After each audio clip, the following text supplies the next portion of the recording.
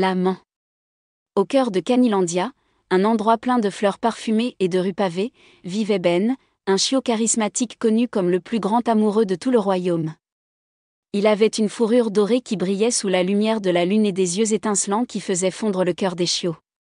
La nuit, avec sa joyeuse bande, Ben chantait des sérénades sous les balcons des dames du village, rêvant d'un amour comme dans les contes de fées. Un jour, Canylandia fut rempli d'excitation. Tanya était arrivée, une chiot si belle que même les fleurs se courbaient plus gracieusement sur son chemin. Sa fourrure blanche était plus douce que les nuages, et son regard apportait paix et mystère. Bientôt, tous les chiots du village tombèrent follement amoureux et rivalisèrent de gestes romantiques pour attirer son attention. Chaque soir, des prétendants se rassemblaient sous son balcon, fredonnant des chansons et récitant des poèmes.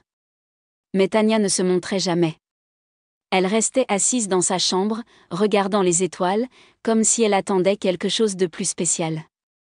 Ben, cependant, ne perdit pas espoir. Un soir, il prit sa guitare, se peigna la fourrure et grimpa sur un monticule de fleurs sous le balcon de Tanya. Pendant que ses amis l'observaient en silence, Ben se mit à chanter. Sa voix vibrait d'émotion et la mélodie était si belle qu'il semblait que la lune s'était arrêtée pour l'écouter. Les paroles parlaient d'amour sincère, de patience et de la beauté d'attendre la bonne personne. Après quelques minutes qui semblèrent une éternité, la porte du balcon s'ouvrit lentement. Tanya sortit, regardant Ben avec des yeux curieux et un sourire chaleureux. Ben sentit son cœur battre plus vite que jamais.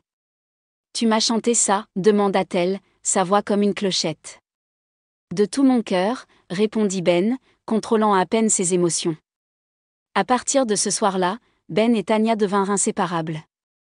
Ils se promenèrent dans les jardins, dansèrent sous les étoiles et partagèrent des biscuits au beurre de cacahuètes. Et Ben a appris que lorsqu'on a de l'imagination et qu'on met tout son cœur dans ce qu'on fait, le véritable amour trouve toujours son chemin. Fin.